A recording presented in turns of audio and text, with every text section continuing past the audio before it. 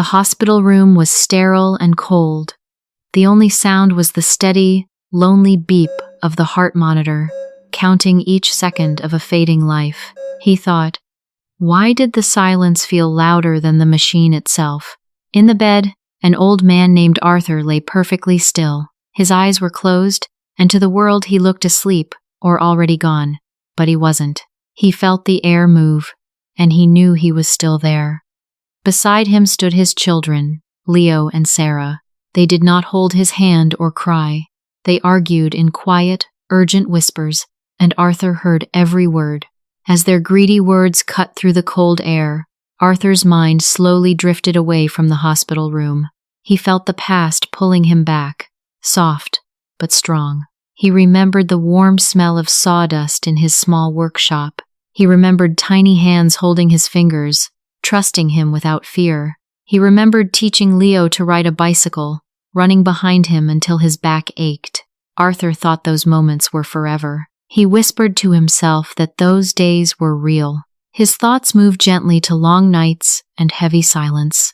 He remembered working late, his hands rough and cracked from years of labor. He remembered counting money at the kitchen table, tired but hopeful. Every coin was for his children, never for himself.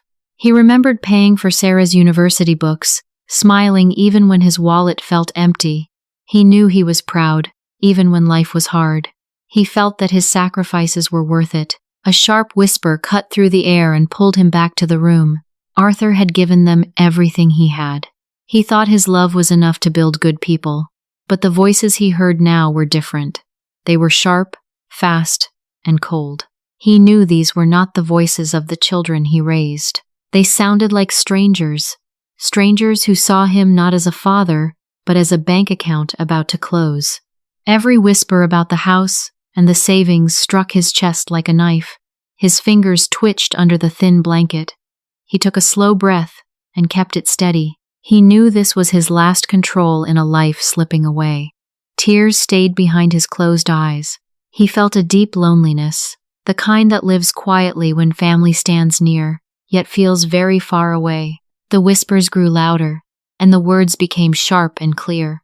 Arthur heard Leo shift beside the bed. He felt his chest tighten before the words even came.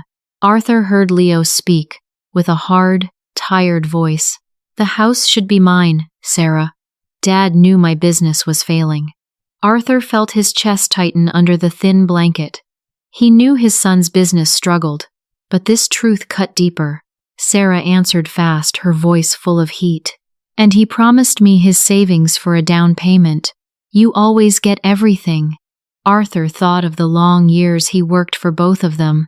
He felt his heart sink as their words pushed against each other. He whispered to himself that this was not how family should sound. Their argument did not stop. It moved back and forth like a cold blade. Arthur knew every sentence carried weight, and every pause felt heavy. He remembered helping Leo start that business with his last savings. He remembered telling Sarah she could study without fear. He thought those gifts were acts of love, not debts to be collected. His fingers curled slightly under the blanket. He felt the slow rise of his chest as he tried to stay calm. The room felt smaller, and the silence between their words felt cruel. Suddenly, the door opened, and soft footsteps entered the room. A nurse came in for a routine check. Arthur heard her gentle voice, and he felt hope flicker for a moment. Instantly, everything changed. Leo stepped back, his face soft and worried. Sarah grabbed Arthur's hand, holding it tight. Her eyes filled with tears that came too fast. "We are just so worried about him," she said, her voice shaking. Arthur knew this voice. He knew it was not real. He felt his hand grow cold in hers. The nurse smiled with kindness and nodded. She checked the machines and spoke softly. Then she left the room, and the door clicked shut. In that single sound, the truth returned. Sarah dropped Arthur's hand as if it burned her skin. Leo's face turned flat again. Arthur felt something inside him break, slow and quiet.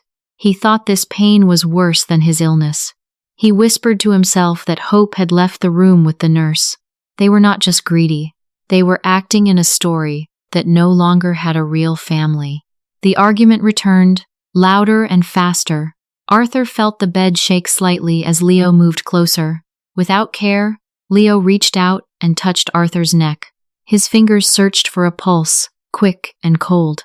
Arthur knew this touch held no love. It felt like a man checking a clock, waiting for time to end. His breath slowed and his jaw tightened. He felt his body stay still, even as his mind screamed. Sarah leaned forward, her bag sliding on the small table. She needed space.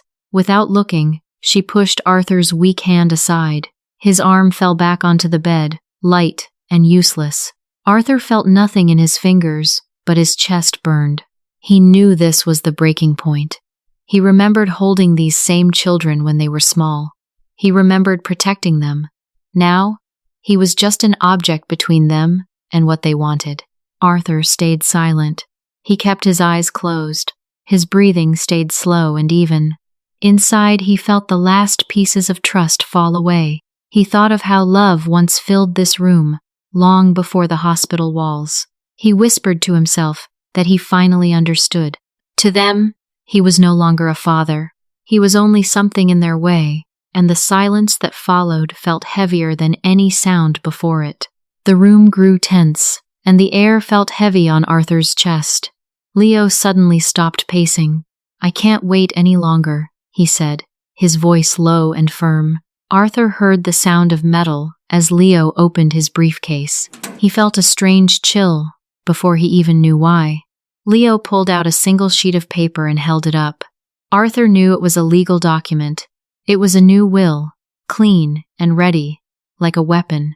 A wave of cold shock washed over Arthur's body. He felt his stomach tighten, and his fingers curled weakly under the blanket. He thought this pain was deeper than anything before.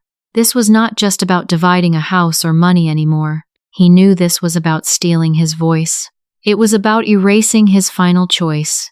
Arthur remembered every promise he made to himself about protecting his family. Now, he whispered to himself that his own words were being taken away. The steady beep of the heart monitor grew louder in his ears. Arthur felt its rhythm inside his chest, fast and uneven. Each sound struck his ribs like a warning. He thought of all the years he spoke for his children. He thought of how he taught them right from wrong. He knew this paper turned them into strangers. Strangers ready to cross a line they could never return from. Sarah stared at the paper, her eyes wide and bright. "What is this? How can we?" she whispered, her voice shaking between fear and excitement. Arthur felt his throat tighten. He knew that silence filled the space where love once lived. Leo looked at her with cold eyes and calm breath. "It's simple," he said. "We just need his fingerprint." Arthur lay still, his chest rising slowly. His breath came shallow, then steady again. For a moment, the room fell silent, except for the machine. He felt the weight of what was coming press down on him. In that silence, Arthur knew the next touch would decide everything. Time seemed to slow down inside the small room. Arthur heard a soft click as Leo opened a small ink pad. He felt the air grow colder around his bed. He knew something final was about to happen. Sarah moved closer, and Arthur felt her hesitant fingers touch his weak hand. Her skin felt cold against his own. He felt her lift his index finger, light but firm. He focused on every small detail, the smell of ink, the dry sound of paper. He thought this was the moment his children would erase him forever. Arthur stayed still, but his mind was loud. He felt his heart beat fast under his ribs. He remembered holding these same hands when they were small. He remembered teaching them to write their names. Now, those lessons returned in a cruel way. He whispered to himself to stay calm. He felt the cold ink touch his skin, and his fingers trembled. His breath grew short, then slow again. He knew this was the breaking point. Leo guided their father's hand down toward the signature line on the paper. The paper waited, flat and silent. The room fell into complete silence. Only the machine spoke. Beep, beep, beep, beep. Arthur felt the weight of his hand moving, inch by inch. His chest rose with effort. Tears pressed behind his closed eyes. Just as his finger was about to touch the paper, a voice broke the silence. "Stop." The word was weak, but it was clear. It filled the room like thunder. Arthur felt his own voice shake as it left his mouth. Leo froze, his hand hanging in the air. Sarah pulled her hand back as if fire touched her skin.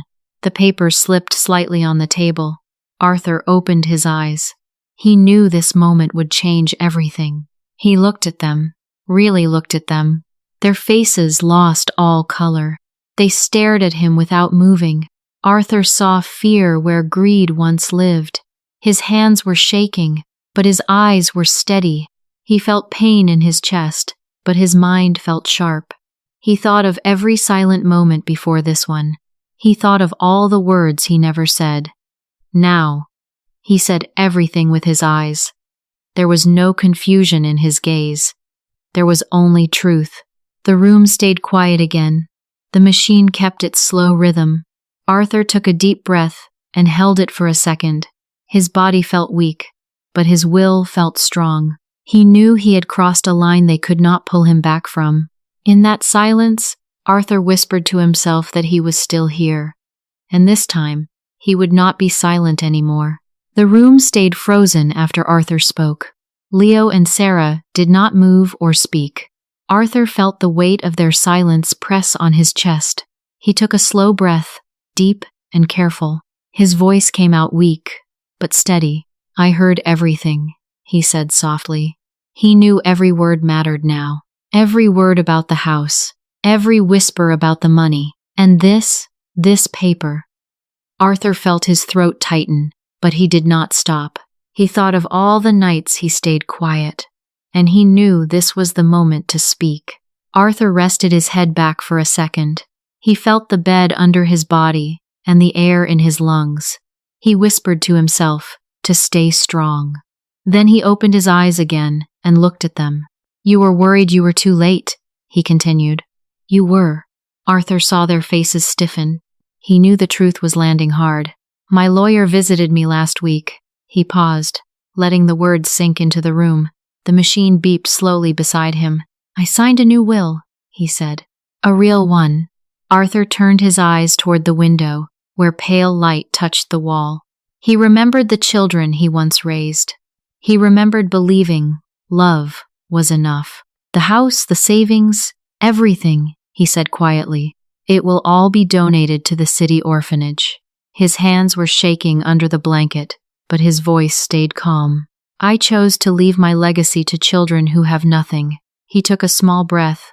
"Not to children who have everything, but appreciate nothing." Arthur felt a strange calm spread through his body as he spoke. The silence that followed felt different, heavy, but clear. Leo's fingers loosened, and the fake will slipped from his hand. The paper floated down and landed near the bed. Arthur watched it fall. Sarah raised her hands to her mouth, and her shoulders shook. No sound came out, but Arthur saw the shame in her eyes. He felt no anger rise inside him. He only felt tired. He thought this pain had lived in him for a long time. Arthur closed his eyes for a moment. His breathing slowed, steady and deep. He felt relief move through his chest, gentle and warm. When he opened his eyes again, he looked at his children one last time. They did not look sad. They looked defeated. Arthur knew they had lost something greater than money. In that moment, he felt peace. He had lost his children long before this day, but he had not lost himself. He whispered to himself that his dignity was still alive, and that was enough. Arthur looked at their shocked faces one last time. He felt no anger rise inside him anymore. Only a wide, quiet sadness remained. He thought about all the years he carried love in silence. He knew this was his final chance to speak from the heart. "My real inheritance," he whispered, his voice low and thin. "It was not my house or my money." He paused and took a slow breath. "It was supposed to be the two of you." Arthur remembered every sacrifice, every late night, every hope. "My love for you," he whispered to himself, "was my real legacy." A single tear formed in the corner of his eye. It grew heavy and warm, then slowly fell. It traced a thin line through the deep wrinkles on his cheek. Arthur felt it move, but he did not wipe it away. He knew this tear was not from pain. It was for a love that once lived, but was now gone. His chest rose and fell one more time, slow and calm. He closed his eyes gently. In that quiet moment, Arthur felt peace. He knew his final decision was true, and he rested inside it. Arthur learned this lesson too late. You don't have to. Arthur's story holds a quiet mirror to your modern life. In a world that often measures success by money and things, it is easy to lose focus. You may work hard, chase comfort, and plan for the future. Yet, you can forget what truly makes life rich. Arthur's final lesson was not only for his children, it was for anyone who believes love can wait until later. The deeper problem in this story was not only greed, it was a failure of communication and gratitude. When care and sacrifice are seen as something owed, distance slowly grows. Small silences become walls. Over time, love turns into expectation. Long before the hospital room, the relationship was already breaking. Gratitude was missing, and respect faded quietly. So how can you protect your own family bond? You can start with active gratitude. Instead of a quick thank you, you can say why something mattered to you. You can name the effort, not just the result. You can also build traditions that do not depend on money. A walk together, a shared meal, or a simple habit can create lasting connection. These moments grow trust and warmth over time. True wealth is not what you own. It is who stands beside you when everything else is quiet. Arthur's story is a quiet reminder of what truly matters in life. If this story made you pause, think, or feel something deep inside, please support the channel. Like this video, share it with someone you care about, and subscribe to Peak English Stories for more stories that touch the heart. Now, we want to hear from you. What do you believe is the most valuable inheritance a person can leave behind? Share your thoughts in the comments below.